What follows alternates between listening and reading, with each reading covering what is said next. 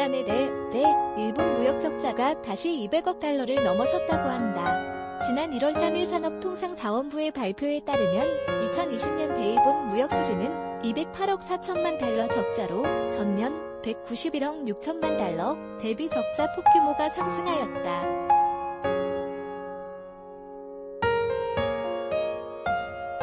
이를 구체적으로 살펴보면 일본으로의 수출은 전년보다 11.8% 급감한 250억 8천만 달러였던 반면 일본으로부터의 수입은 불과 3.5% 소폭 감소함으로써 459억 2천만 달러에 이르렀다.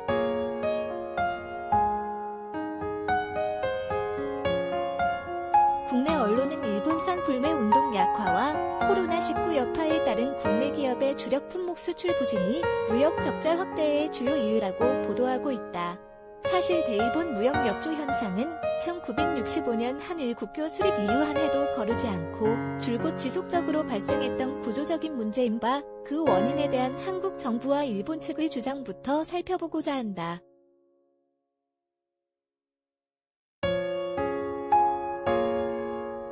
우선 한국 정부가 분석하고 있는 대일 교역 역조의 근본 원인은 다음과 같다. 대일 역조의 최대 원인은 한국의 경쟁력이 부족한 부품 소재를 중심으로 수입이 고착화되고 있기 때문이다.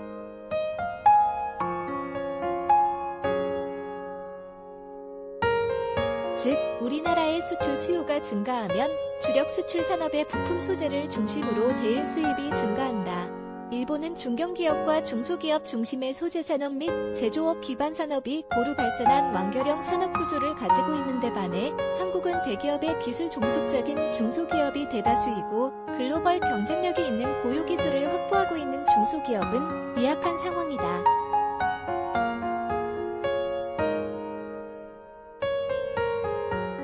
국내 대기업은 장시간에 소요되는 원천 기술 개발보다는 핵심 기술을 수입하여 단기간에 성과를 낼 수 있는 응용, 제품화에 대한 설비 투자를 통하여 수익을 창출하는 데 주력해왔다.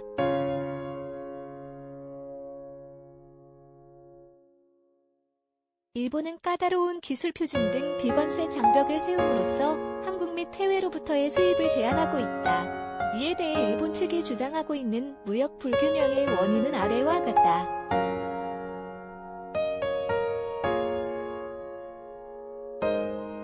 대일 역조의 주요 원인은 한국이 빠른 경제 성장을 위해 어려운 기술 개발보다는 일본에서 제조 설비, 부품, 기술 등을 도입키로 결정했기 때문이다.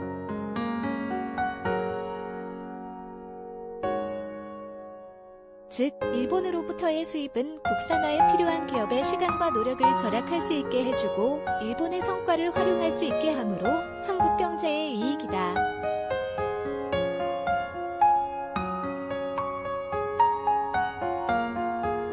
따라서 글로벌 가치사슬의 국제분업화의 관점에서 한일 무역을 바라봐야 한다. 한국의 대일 수출이 증가하지 않는 이유는 한국 기업의 일본 시장 개척 노력의 부족에도 기인한다.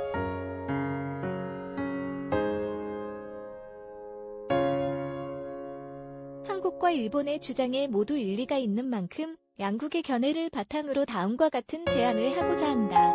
첫째, 완성품 업체인 국내 대기업과 부품업체인 중소기업 간 수직 관계보다는 협력이 보다 강화되어야 한다.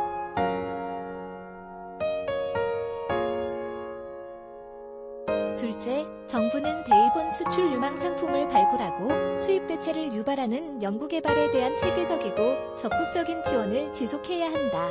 셋째, 특히 구체적인 정책의 실효가 나타나기 전에 무역 수지가 개선되면 기술 개발 및 국산화 노력의 감소가 반복되고 있다.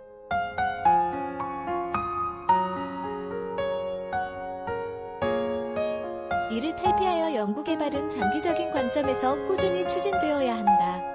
넷째, 일본 소비자들은 과거 한국에 대한 식민 지배 등으로 인해 한국 경제를 한 단계 아래로 치부하고 따라서 한국 제품을 신뢰하지 않는 경향이 있음을 부인할 수 없다.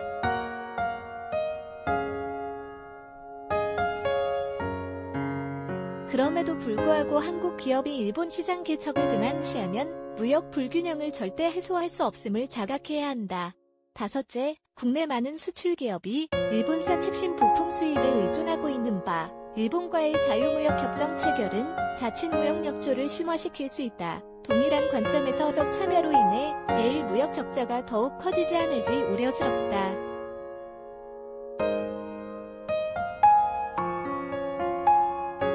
최근 일본으로부터의 맥주 및 자동차 수입 규모가 서서히 회복되고 있다고 한다.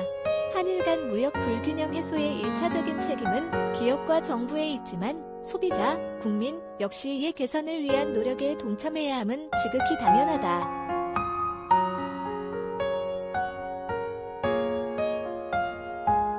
그러한 면에서 여전히 일본산 보이콧 및 불매운동이 필요하다는 인식이 높다는 사실을 소비자도 인지해야 할 필요가 있다.